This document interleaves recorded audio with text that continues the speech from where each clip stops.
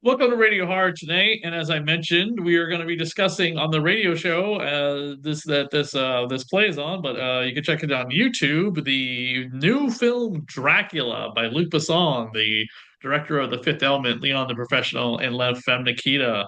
A rather unusual Dracula movie without any of the things that you're familiar with Dracula. The entire time I kept seeing the trailer for this movie, I was like, okay, the only person in this film is Christoph Waltz. I know. Oh, he's obviously going to be playing Van Helsing. No, he's playing Priest, period. Not John the Priest or anything, just Priest. The only two characters we get out of the Dracula mythos is Jonathan Harker and Mina, and we don't even get Lucy. We get Maria. So we get a new version, and it. I was quite baffled by the actor who plays Dracula in this. I didn't know what to expect from this. I saw the trailer last year. I heard about it because it was like Dracula goes to Paris, Dracula in French. And that's fascinating. And it had that aesthetic and appeal, kind of like the Francis Ford Coppola movie in certain ways. In fact, they go into a lot of the backstory prior to him becoming Dracula, and then it becomes a copycat of that, and then it becomes its own bizarro film that you wish certain things were smashed in the daylight if they turned to stone in the daylight. I'm assuming the gargoyles are stone during the daylight. Uh, not the gargoyles I wanted to see brought to live action. No, that's Goliath and his clan from the Disney show. I want to see brought to live action. Not this. This was Bizarro. Katie saw it. She thinks it's just as bizarro as I do. Yes. Luc Besson has his interpretation of Dracula. And for a good part of it, I will have to say, production design, costume, some of the, practical effects and makeup are top notch. Like, this is honestly, you can see that there's money that was put into this film. As Chris said, we have at least three characters that we know: Dracula, Mina, and Jonathan Harker. I will say, though, that of every Jonathan Harker that has been on film, this was not the Jonathan Harker that I don't know. It's one of those things that Jonathan Harker is supposed to be the antithesis of Dracula. He is Mina's fiance, Mina's husband in different variations of the book. And he's, you know, Dracula's competition. In this rendition, I did not see that there was much competition. I would have gone for Dracula every single time. And that's a little bit disappointing. But um, I mean, this is an interesting rendition of this film. It starts off with Dracula and Elisabetta so in love, very much in love, that we Hmm. see with some noises and stuff. And while they are showing how much in love they are, his soldiers come in and say, we have to go to war. And he just won't stop giving her the creep stare while they're putting the armor on him, even post coitalness, like full on creep stare. And he's like, I will punish them for interrupting our love. And she's giving him the stare back. It's like, come back to me because my life is nothing.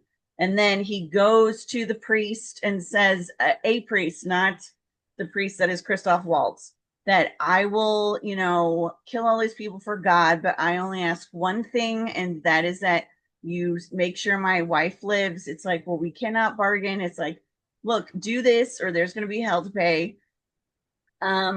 They ship off Elisabetta, and while Vlad is just killing hundreds, if not thousands, of his opponents, Elisabetta is just taking a stroll with her people, her little soldiers that are supposed to protect her, and taking her sweet ass time to go to the place so she'll be safe. And while that happens, there's an ambush.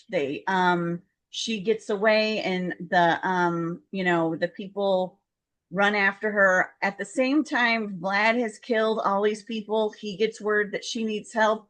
And somehow, in Romanian 1480 time jump, he's able to go from the battlefield that it looks nothing like where she is and make it to where he is to she is in split second time. Kind of lame, but whatever. This is also a rendition where, I mean, we're going to do spoilers. I'm just going to do spoilers. This is a rendition where, from what I've always gathered, Mina has kind of sacrificed herself because she heard that Vlad died. This is not the case. And in a lot of ways, this is basically Bram Stoker's Dracula on or someone who really wanted to do Bram Stoker's Dracula but just didn't do Bram Stoker's Dracula. I do like the character of Maria, played by Matilda De Angelis. I thought she was great, playing a 135-year-old who's still getting those young husbands and, is a vampire. That was amazing. But there's also this confusion that Dracula has always had this aura that has been able to lure people in and, hypnotize and just bewilder and be smitten people. In this rendition, he makes a perfume that does that. And then at one point, he just uh, and it does a little montage of here's Russia, which is 18th century, but also is it, because it looks like you're getting to the 19th century, which is kind of jumps ahead of where we are, which I was a little confused about. But then we have France 17th century, we have different things. That was fun. You have a lot of extras who are dancing away, have a little montage, and Caleb Landry Jones, who plays Dracula, seemed like he was having a very fun time. And then, yeah, then you finally get to England where, or not even, it's not even England, sorry. No, it's France. And the only reason why Vlad knows about Mina is because Jonathan Harker has his little necklace. Dracula takes it away and he sees that this is his true love that has been reincarnated 400 years after she perished. He goes to a nunnery or a convent and just does his little tip tap on the pressure points to make the nuns go absolutely World War Z crazy with a climbing up each other to get to him. And that's how he becomes young and beautiful again. So random and so what? Also, the fact that I didn't realize that where his castle was apparently almost like you could see it you could see Paris from where his castle is, and also taking the, I don't know. There's a lot of stuff in here that's really head scratching time. Really, really head scratching time. I do want to say that the actress who played Mina and also Elizabeth Zoe Blue, I liked her. This is my first time seeing her in a film. I thought she stood her ground.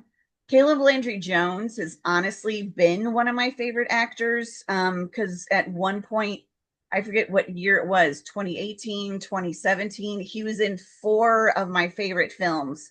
And I also really liked him in Nitram, which I don't think he got enough credit for in that film. This is the casting in this with him.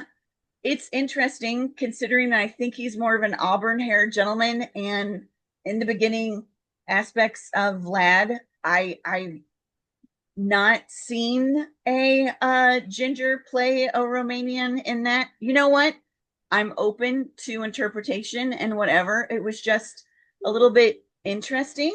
But yeah, this is again, it's just, I mean, this is not your grandmother's Universal monster. This, if you're going into this thinking you're going to be seeing anything close to any type of Dracula you've seen before, nay, nay, you should not.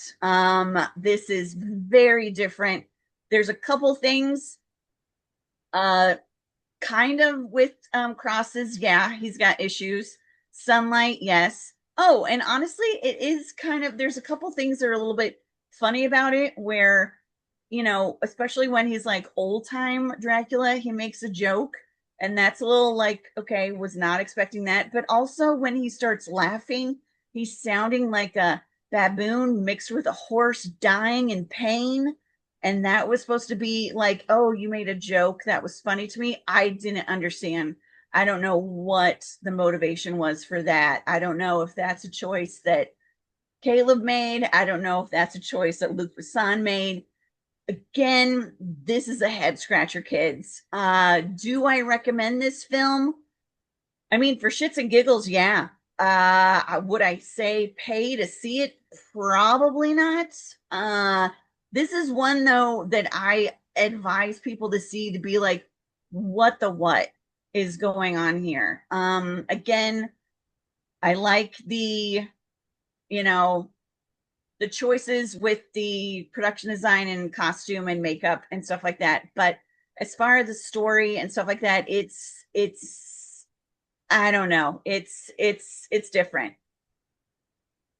Yeah, when you mentioned you could see from Dracula's Castle, France, I was looking at a map going, what, between Hungary, Austria, and Germany, or from between Hungary, Slavia, Czechoslovakia, Germany. It's just like that is impossible.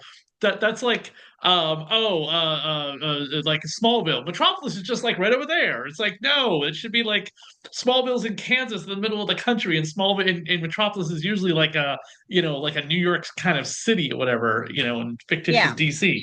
That made no sense. The fact that they had to be set so much in France is unusual, but you think about like obviously it's supposed to be French Dracula. It's just also someone asked me, so everyone's speaking with the French dialect, but they're not like, is it supposed to be in French? It's I'm No, I'm and like, oh, maybe it's like Prey where everyone's speaking French, but we're hearing English, because like in Prey, she's speaking Cherokee and then it becomes English to us. well, and then the priest, who is Christoph Waltz, says he's speaking Bavarian and Yeah. using, the German and stuff like that. And he's like, "Oh, do you speak German? Well, then let me," and all this stuff. Like, so I don't, yeah, it's very worldly. I will say this. You don't have the whole thing with the Demeter. So again, if you're going into this thinking like, oh, this is going to be just like the book, no. This is a film that is based on three characters in the book, and I feel like that would be it. There's no Renfield. Yeah, I mean, there's unless you count no, Abigail, Maria is kind of Redfield because she's wearing red and she is in the asylum. So it's a little bit of the Lucy Renfield into one character. yeah, Obviously, Renfield's usually like disgusting and malnourished and gross and eating bugs, and this is a sexy, beautiful woman chained to a floor. yeah. Who she can work it. I loved Oh her. I yeah, loved I her loved her energy. lines. She's honestly one of my favorite characters in this. But it was interesting with the fact that um yeah, she's supposed to be kind of a Lucy Renfield character, but yet none of those aspects of those characters did she really do, because it's like when she says like, "Oh, I brought you to her," it's like, "Yeah, but you didn't." If Jonathan Harker hadn't gone to Dracula's castle, they never would have known. He never would have known that Mina was there. So it was kind of one of those things like, I mean, I guess kind of like you are friends with Mina, but then you never realize like how long. But I mean, Mina does say that their friendship was very like, went from 0 to 100, and Maria was just all over the place, but she was there when Maria went kind of batty, no pun intended, at her wedding because a bishop came and she just started to go nuts and then also sort of nympho. I didn't understand. Yeah, that was kind of weird. Get one It's shot of just a a wolf, weird by the way. huh? We get one shot of a wolf in the woods, and that's the only time we get any kind of supernatural creature because he never turns into a bat, it doesn't turn into mist, and he doesn't turn into a wolf. Because in the original novel, a lot of people don't realize this. The original novel, he only turns into a wolf. A bat-like kind of monstrosity, sure, but he doesn't turn into bats and you know what I mean, Yeah. fly around. But we get one shot of a wolf, and I thought that was going to be Dracula, but it's just a wolf in the woods. Well, and then at the end, again, spoiler, he's with Mina. Mina realizes that she is Elisabetta, and it's like all these things that she's had these feelings about, like since she was young. It's like she's here, but she's from someplace else. And she realized that's, supposed to be with him. And then direct sunlight hits him and, dust, but then the dust moves and then onto into the air and then the end, which that was very anticlimactic. I don't know. Mm. I mean, the film was all over the place. Chris, I know we discussed this, that there's this whole thing with, instead of like people, like he normally had his three wives and stuff like that, there are these gargoyles that are CGI, and maybe they aren't CGI in some spots. I don't know. But they looked very CGI to me. And Mhm. they are like the protectors of his castle, where they say, watch Jonathan Harker, make sure he doesn't come out of his room. They obviously don't do much because he does. And then stuff happens and they try and stop Jonathan Harker. They fall in the river and die. And then at the end, when Dracula is dead, they come out as little bald headed boys, probably from 8 to 10 years old, which I don't know what that means. Does that mean he was like kidnapping small children and then turning them into I don't know.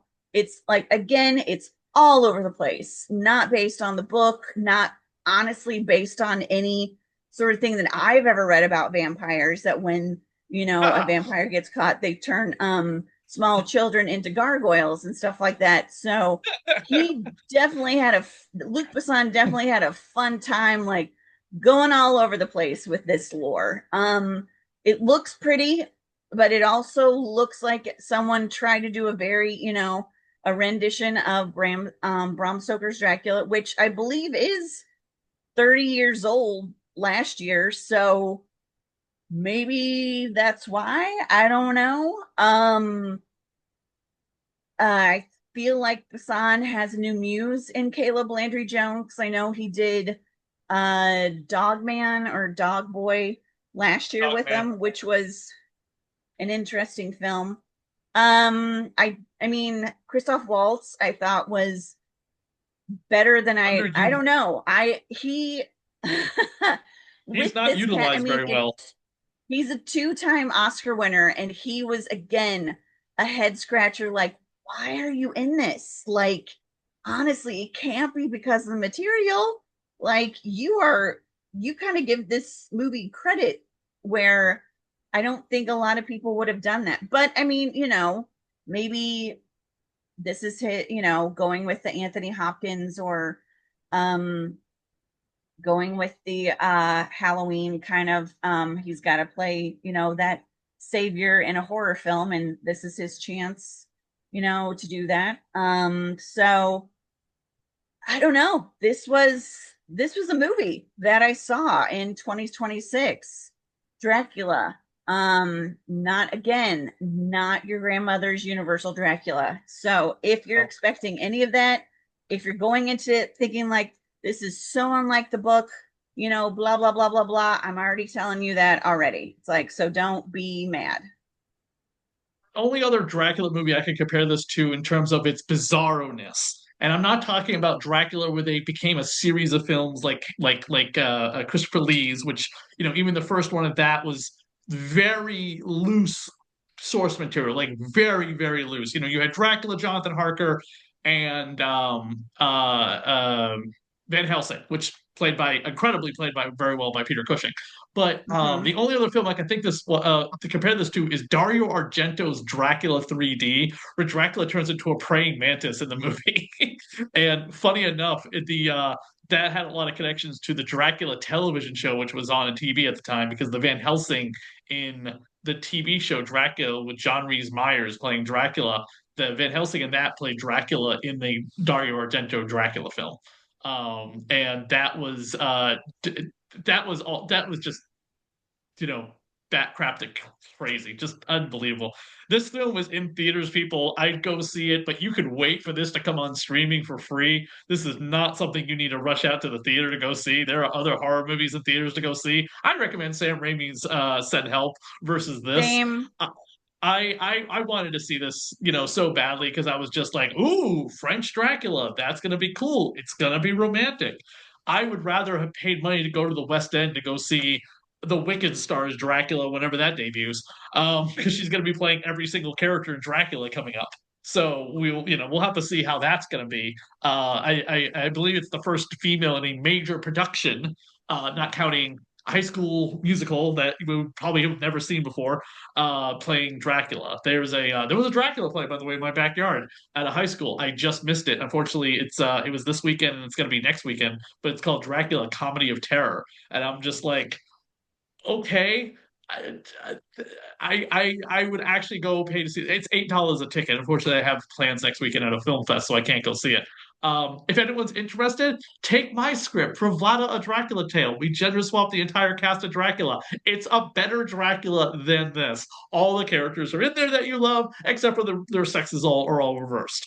And we do all of the fun stuff as well. So, and there's more male vampires in this than there are female vampires because Dracula has three husbands instead of three wives, as she is a woman Dracula. And one of every flavor of the week. We have an Asian husband, a black husband, and a white husband. So there you go. We made it really like she's got some diversity You flavors. have the diversity, yes. Diversity flavors. That's what I like to call it. Everyone enjoys that. And we made a Black Van Helsing as well. But yeah, go see this or don't go see this, but do not rush out to see this in theaters. This was bizarro. The only other thing I know this actor from who played Dracula was he was Banshee in X-Men First Class. He was unceremoniously killed off in between films for the next one. But Oh, he's in tons of stuff. He was in Get Out. He was in Three Boards Outside Ebbing, Missouri. He was in, as I said, Nitram. He was oh, okay, in, then I do know he's, him. yeah, Then more stuff. Caleb Landry Okay, Jones has his resume is honestly like very, very well regarded. And excellent. again, like, I mean, he was in four films that were nominated for Best Picture like a few years ago. Like, I Oh, mean, excellent, this guy excellent. has the chops and he's been in and he's performed like outstandingly. So it's not necessarily, but this role, I don't know. I think it was possibly miscast. I'm not, I mean, he made some choices. Again, I'm not sure if those were his, if those were encouraged by the director. So I don't know how to call that. I think they were weird. And again, when he's doing the whole there's a montage of the thing. He obviously acted like he was having a good time as Dracula, like ooh, with all the ladies all around him and all that stuff, trying to find his true love. So Thank you, everyone. Please check out the rest of the reviews here on the Radio Horror YouTube channel. Check out Katie as well on hers and social media too on the blonde in front. And we'll be back sometime in late this month because there's a Scream movie coming out, which I'm very excited for. Thank you, everyone. And like I said, don't go see this in theaters. Just wait for it to come out.